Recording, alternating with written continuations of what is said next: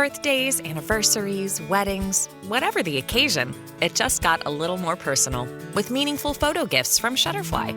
Add a silly photo to a gold-rimmed mug for your bestie. Put your sweet puppy on a cozy fleece blanket for your teen. Gift your husband a desktop plaque featuring all the kids. Enjoy 40% off orders over $29 with code POD40 at Shutterfly.com and make something that means something. Hey, it's CityCast DC co-host Bridget here, and I am here with Priyanka Tilve, our senior producer. Priyanka, it is week 1 of the Trump administration. How are you feeling? You know, honestly, it was a little overwhelming Inauguration Day, both in terms of I was out in the city and it just felt like there were a lot of people here who are not locals, and it just felt, it didn't feel like the DC that I know and love. And then also the barrage of news that night, the executive orders he was signing, and just how acutely it was going to immediately affect so many of my friends and neighbors. It really hit me. It hit me at once. I had a very similar feeling, and I think in all of these swirling big emotions of things like fear and anxiety, when I got back to my neighborhood in Columbia Heights, from being like out and about downtown, checking out the action, I was instantly comforted to be back on my home turf, like seeing my people, seeing my neighbors, seeing my community. And I feel like in moments like this, that really is what we should be leading into, local and community. I could not agree with that more. I mean, all day Tuesday, texting my family and friends, and especially friends in DC, about how we're doing, checking in on each other, coming up with plans. You know, like one of my friends made a plan to go to the dog park and meet some of her like dog owner friends that night to lean into community. I planned to go for walks with people, just leaning into community in every possible way. And one of the great things is that I do think that working on this show helps me know a lot of what there is out there to do to lean into my community. Activities I can go to, trivia nights, great restaurants to try, all of that kind of stuff. I just feel like I'm so informed because of the work we do. That is exactly right. And if you are listening and in this moment you're thinking, how can I better cope with all of these emotions that feel so negative and anxious and stressful that we're all going to have to be navigating for the next 4 years, becoming a member of CityCast DC and helping us continue to make this local content that makes us feel more connected to the city that we love is a great way to do it. Right, P? Absolutely. And it's really easy. You just go to membership.citycast.fm. It's $8 a month or $80 for the whole year. So there's a small discount if you sign up for the whole year right now. But you get ad-free listening. We send out a weekly events email specifically only for members that comes out every Monday afternoon.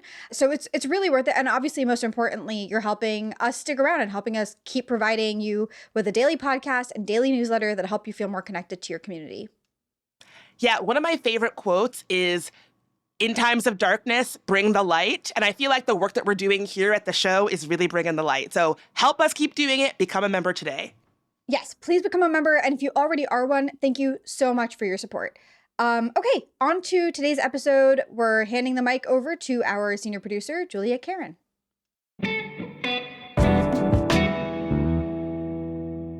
Today on CityCast DC, Dupont Circle is known for embassies and think tanks. But did you know that it's also a place where you can find good sushi, cool architecture, and symbols of DC's changing landscape? I'm here with Longterm Dupont residents H.H. Leonards and Paul Cohn, and our CityCast DC contributor Austin Graff for their guide on how to spend the perfect day in Dupont Circle.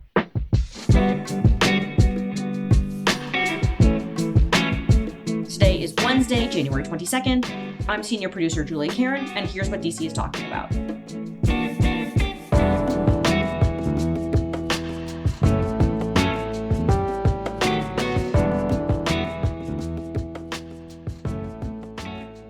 Hey everyone, so excited to have you here with us. H and Paul, associated with the Mansion on O, really excited to have you guys on to talk about Dupont Circle with us. We're glad to be here. Honored. And Austin, as always, our neighborhood guide connoisseur, welcome back. Thanks for having me. Austin, I want to start with you. When I say Dupont Circle, like what do you think of when it comes to that neighborhood? Oh, so many things. So I grew up in Europe, and when I first moved to DC around 2007, it was Dupont Circle that I would visit, and it made me feel like DC could be my home because it reminded me most like where I grew up in Europe, mainly because of the architecture, the walkability. It really is this slice of Washington, D.C. that is kind of its own city within a city. So for Paul and H, Paul, what was it like when you moved here, and when did you move to Dupont Circle? That's a big question. I don't know, remember when I moved here, but I mean, it was, I'm with Austin. The architecture here is beautiful and a lot of old homes, and it does remind you of a European city. But when I was here, the Marriott Hotel that was here, that is now here now, was a parking lot. And the original place that I lived was right on the corner of P Street and 21st. That was a boarding house that a friend of mine converted into condos. So that was one of the first condo conversions in Dupont Circle. And, it was a great neighborhood. It was a heavily gay neighborhood back then. It had a lot of different family-owned stores. We had a bike store on the corner of P Street and 20th. It was a hardware store, but actually specialized in bikes. And it was owned by a family, like a guy I used to know. And it was like more of that in the neighborhood. And you knew everybody that had a store. You knew everybody that was doing business here. And people would say hi to you when you walked down the street. It was really great. It was a great neighborhood. H, what's your experience like? When did you move to Dupont Circle? How did that happen? What did the neighborhood look like to you? So when I moved in, I had no money, no business background, no art background, no design background. Bought the house with credit cards. It was an eclectic neighborhood. Things were inexpensive. Dupont Circle was the Haight-Ashbury of Washington, D.C. You went to get your newspaper, and there were hypodermic needles on your stoop. But maybe within a few months, the Metro opened up, which changed the neighborhood.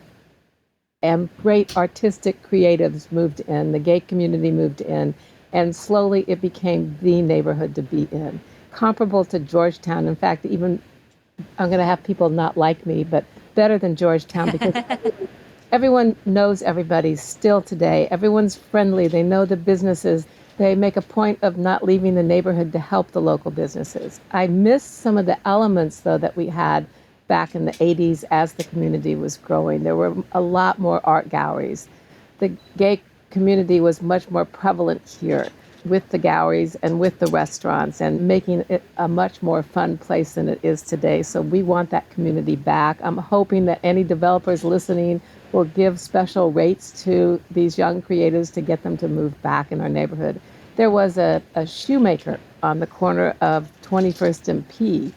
There were tailors that were living here. It was just fabulous. And we don't have as much of that now, partially because of the rents and partially because of the pandemic.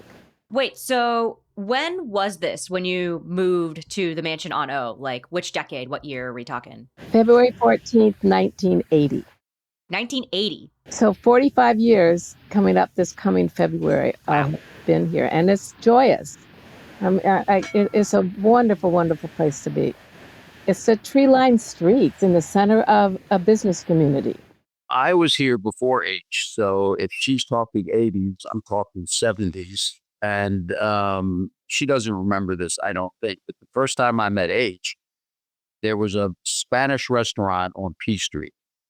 And it was owned by a chef owner who, like, on Friday or Saturday night, he would close the restaurant at like 12 o'clock. He'd come out of the kitchen and everybody that was in there, he'd lock the door and start playing guitar. Okay. I mean, it was just that kind of neighborhood back in the day. She's right. There was the shoemaker was on the corner of 21st and P. It was a whole different vibe back then.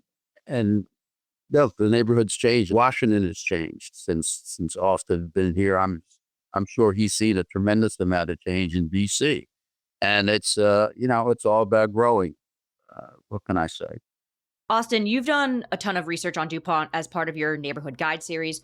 What to you stands out about this neighborhood's history? Like, what are the phases that Dupont has kind of undergone over the years? Yeah, that's a good question. So I think a lot of people know that DC was kind of created according to L'Enfant's plan, where he kind of laid out what the city would look like. And some neighborhoods were included in that, and some landmarks were included in that, and others weren't. Dupont Circle was included in his original plan, and with some interesting features. For example, Dupont Circle Park, that traffic circle that is very famous, that a lot of people get nervous when they first move to DC if they're driving along it, of how to actually get out of the traffic circle. It causes a lot of anxiety. That actually was originally supposed to be a square. Very similar to Farragut Square, for example, or Slash Run. This creek went through Dupont Circle, and so the neighborhood has very much changed. But it didn't really develop until after the Civil War, is when buildings started to move in. A lot of these grand townhouses and other buildings kind of started going up in Dupont Circle. Among the more famous areas is Embassy Row, which were originally mansions for a number of wealthy people. And then during the Great Depression, they started to sell them to foreign governments that could afford to buy these mansions that then later became embassies. And then, of course, other parts of DC, after the 1968 riots, more people kind of left that area. And then, H referenced to, it was kind of declining for decades. But in the last 10, 20, 30 years, and Paul and H can speak to this, there really has been this resurgence of businesses and people moving to Dupont Circle while still maintaining a lot of the original residents who have called Dupont Circle home for decades. They've seen it change the most. And I would say today it is one of the most visited neighborhoods in DC for locals, but also for newcomers to the city as well. And it definitely has the best market in the city.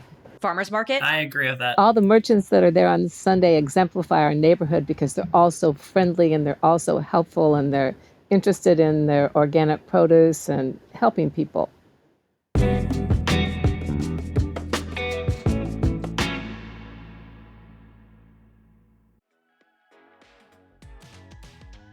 When it's cold outside, there is nothing better than a warmly lit restaurant and a cozy 3-course meal. And Winter Restaurant Week makes that actually accessible. It's happening this year from Monday, January 27th through Sunday, February 2nd. There are more than 250 participating restaurants this year, spanning over 70 different cuisines. So I love going to Restaurant Week because it's a chance to try out places that otherwise might be a little out of my budget. And there's something both fancy and relaxing about sitting down to a meal where you just pick from a curated menu at the start and then just let the courses come to you. Participating restaurants are offering brunch and lunch for either $25 or $35 per person. Dinners range from $40 to $65. Some spots even have drink pairings, which is very much right up my alley. Visit rwdmv.com to see restaurant menus and make reservations. Metropolitan Washington Restaurant Week is presented by the Restaurant Association, Metropolitan Washington, and Events DC. Do you plan your vacations based on whether you can speak the local language? With Babbel, language no longer has to be the barrier. I'm David Plotz, the CEO of CityCast, and I went to Mexico City a couple of years ago with my girlfriend, who's a native Spanish speaker, so I just let her do all the talking, all of it. I adored the city, and now I'm going to go back in a couple of months, but with my college roommates, who are a bunch of middle-aged men, none of us Spanish speakers. When I was younger, I might not have been bold enough to do that, but now I'm not anxious because Babbel has me covered. Thanks to Babbel, I know how to order a taxi, how to give directions, how to order in a restaurant, all the small and useful bits of language that make international travel easier. Babbel's quick 10-minute lessons, handcrafted by over 200 language experts, get you to begin speaking your new language in 3 weeks or whatever pace you choose. And because conversing is the key to really understanding each other in a new language, Babbel is designed using practical, real-world conversations, especially the sort you need while traveling. Food, how to get places. Babbel's tips and tools are inspired by the real-life stuff you actually need when communicating.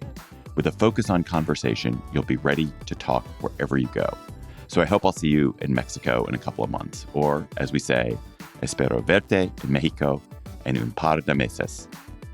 So let's get more of you talking in a new language. Babbel is gifting CityCast listeners 60% off subscriptions at babbel.com/CityCast. Get up to 60% off at babbel.com/CityCast. Spelled BABBEL.com/CityCast. Babbel.com/CityCast. Rules and restrictions may apply. H and Paul, what are some things you think could be improved in the neighborhood in Dupont Circle? I think it's perfect, except the lack of small businesses that used to be here. And I'm hoping that people will hear me and have buildings that we can give a chance to these young kids coming up to start their businesses there, and have businesses like mine that have been here for a while mentor them and help them to survive in our community, because that's what makes a neighborhood. Yeah, no, H has great dreams.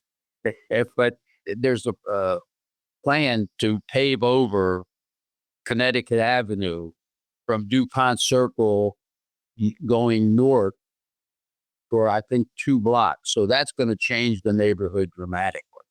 And unfortunately, that's going to bring prices for the rentals up, not down, because they're going to create a walking plaza so people can walk on both sides of the street. So that's going to be dramatic in the next 5 years. H, I like the point that you brought up about how do you keep these like artists and attract artists to kind of come back to Dupont Circle. When I think of Dupont Circle, I do think of a vibrant art scene that has like changed. For example, you have the Phillips Collection, which is the country's first modern art museum. You have Studio Gallery, this artist collective, and one of the oldest in the city. And even going down alleys, you find murals. People have sculptures and public art within their front yards that you can see. And so there really is this art spirit about Dupont Circle that I think has like changed, only because it's so expensive to live there and to move there. And so I would love to see more initiatives to really support keeping the artists that have been there for a while and attracting those who've moved away to come back, and then also attracting hyper local artists to take up shop in Dupont Circle, because I think I've seen the neighbors really gravitate toward art. And there seems to be this strong support of the arts among the longtime residents of Dupont Circle. All right. So if I were to give you a perfect day in Dupont, Austin, I'm going to start with you. What does your perfect day in Dupont Circle look like? Ooh, so this is why Dupont Circle is one of my most visited neighborhoods, because there's so much to do. But if I were to create my perfect day, I would have to start with Bagels, Etc., which is this cash-only small bagel shop run by these amazing people. And they have over 20 different kinds of bagels that are made fresh every morning. And in my opinion, it's my favorite bagel in Washington, D.C. So I would start there. And then if I were to go on a Sunday, I'd definitely go to the DuPont Farmers Market, which is one of the most successful farmer markets and one of the largest in the country. That's every Sunday.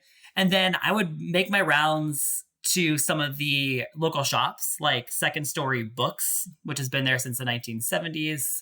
Definitely go to the O Street Mansion that H runs and find a lot of secret doors and secret passageways. I would walk down Embassy Row and just look at the mansions and kind of get to know each of its unique history, because each of them have a story.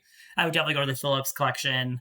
I would walk by the Cairo, which the Cairo is an interesting building. So I often hear mistakenly that people say the U.S. Capitol was the one that sparked these building height regulations in Washington, D.C., which is not true. It was actually the Cairo, which is this 1894 apartment building that really sparked the regulations around the height of buildings in the city. And it's just a beautiful, unique building to see. The DuPont Underground is great, which is this kind of now gallery, art, event space, and an old streetcar station that's underground. There's just so much to do. And then I would definitely go to Taberton, which is the city's oldest continually operating hotel. And there's a really beautiful courtyard that my friends and I will often go to. And they have really good donuts and really good food as well. And then really good Thai food too, if you're in the mood for Thai food. I like Region Thai. I know H has some other favorites around Thai food. And then I'd stop for a cocktail at Astoria, which is connected to Copycat, which is one of my favorite cocktail bars along 8th Street Northeast. Their kind of sister cocktail bar is called Astoria and has phenomenal cocktails. Get the bartender's choice. And then they have really good Dan noodles as well. Ooh, I'm sold. H and Paul, what are your perfect days like in the neighborhood that you call home? So when I grow up, I want to become Austin, follow him around because he's so much fun and he knows everywhere to go and he knows places I don't know about. But I am a woman and I love helping other women in the neighborhood. And there's a lot of places that are women driven. There's a new sushi place, Umai Nari, on 20th Street that is magnificent, that just opened maybe 6 months ago. I go there all the time. And it's fabulous. And if you go in the restaurant, she personifies Dupont Circle. She will remember your name every time you go there. She'll remember what you're like. I'm a hot water and lemon person. I don't even have to ask, it's at my table. And the sushi is different designs. And she's got 6 sushi masters there in this beautiful, small, quaint restaurant. I go get my lashes done at Dupont Lash on Connecticut Avenue, which is women-driven. Across the street is Spa Logic, another women-driven place for a great massage or get your hair done or your nails done. And then I go up to District Nails to have my nails done. So I do a round and then Luna Hair Salon. So I walk no more than 2 blocks to be pampered. And as you get older and when you spend your life serving others, it's sometimes good to take that break and help yourself to those magical moments where you can just decompose. So I love the neighborhood for the women that have started businesses in the neighborhood. Paul, what is your perfect day in the neighborhood like? My perfect day is always on a Sunday. All right. So I go down to 21st Street to Emissary, have some coffee and a croissant. Then I go to the market and get, whatever I can get that I need that day from the Sunday market, which is fabulous. Then I go to Kramer Books and have my brunch and a couple glasses of wine. Right. And then I go down to watch the 4:00 football game at Duffy's Irish Pub, which is on P Street. They have all the games on. So there you go. That's what I do. That's my Sunday. And after my 4:00 football game, I'm back at the mansion. Do you have more glasses of wine at 4? It depends. Well, I can't lie to you, of course. Whatever I can consume at Duffy's, because I used to be in the restaurant business, they gave me a discount. That's the best kind of restaurant biz. Yeah, there you go. So Dupont is known for kind of being a little bit expensive. Are there any happy hour deals or suggestions or affordable bar and restaurant spots that you guys are big fans of? There's a new, I don't think it's new, but it's a new location of a Mexican restaurant, Alero. That's on Connecticut Avenue, and they have a happy hour. And actually, Kramer Books and afterwards has a happy hour. Alero has great food, by the way, and we want to see them stay in business. It's exceptional, especially their beef fajita. But I hope people hearing this will go eat there because they don't have a lot of traffic because they just opened up, and I want them to stay. Mm-hmm. And I do appreciate about Dupont Circle is it kind of is like old school DC meets kind of new school DC. And it does seem like a good marriage. And I think Kramer's is a really good example of this, where you have this like amazing bookstore essentially that is large, has a really good collection. I always go to a travel section of every bookstore, and Kramer's might have the best travel section out of any bookstore in the city. And then they marry it with having food and then really good happy hour to attract all different people to make it a little bit more affordable. So their happy hour, I think you can get a beer for $5 on a draft, which is great. And then while you're there, go ahead and learn something new by reading a different book. And then same with, I do like Heinrich House a lot as well, which is this very old, beautiful mansion that a brewmaster used to own, among the earliest brewmasters in the entire city. And it's now a museum, but they do have a beer garden in their courtyard, and they have a more affordable beer as well. So it kind of takes this like old historic part of the city and makes it accessible for all people at a price point that most can rally behind. Yeah. Are there any last recommendations any of you have and want to squeeze in about Dupont? Anything we might have missed? I think Traverso Connecticut Avenue is a great Thai restaurant. They're relatively new. It's on Connecticut Avenue. It used to be where the old Child Harold is. It's on the second floor, and it's an excellent Thai restaurant. And they're new. They're about a year old. And on each floor is a different cuisine in that building now. So it's a good place to get different Asian foods.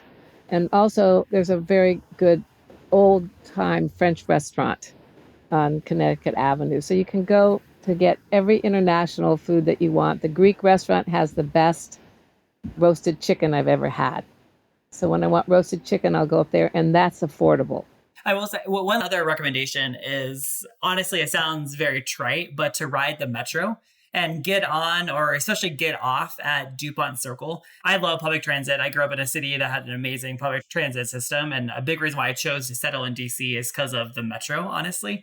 And it's so iconic going, there's 2 exits, but one of the exits you go up and it's just this beautiful scene where there's quotes by Walt Whitman as you kind of emerge. And when you get off of the escalator, you're in what again feels like kind of Europe with this beautiful bustling architecture and bustling city. And it is just such an iconic DC experience to truly to emerge from the DC Metro at Dupont Circle, because there's so much happening the moment you get off. And I love that quote by Walt Whitman. It just is so iconic. So again, it sounds very trite, but ride the metro and get off at Dupont Circle. And we also have I think the best Italian restaurant in the neighborhood, Al Tiramisu, which is fantastic. So there's just amazing things to do here and enjoy, especially if you're foodies. Nice. So what is it that makes Dupont Circle tick? Like, what makes it so special to everyone here? Austin and Paul are here. You know, it is a real neighborhood. All right. And I think that's the key. It's an old, real neighborhood where you actually have neighbors and you know neighbors and you you go into restaurants and stores and people know who you are. It's friendly. That's the way I can describe it. That's the only way I can describe it. It feels good. Yeah, I would say like Dupont Circle captures the elegance of what a capital city of a country should be. It's beautiful. There's grand architecture. It's walkable. It's so regal. But yet then it marries it with this hyper local, like Paul said, you walk on a street and you say hi to people because you know them.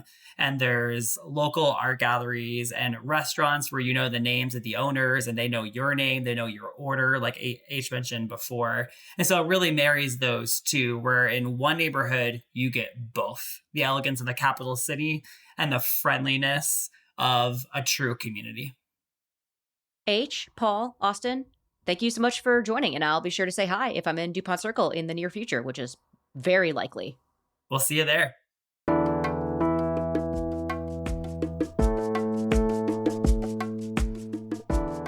That's all for today here on CityCast DC. If you enjoyed the show, please consider becoming a member. Once again, that's membership.citycast.fm. We'll be back tomorrow morning with even more news from around the city. Bye!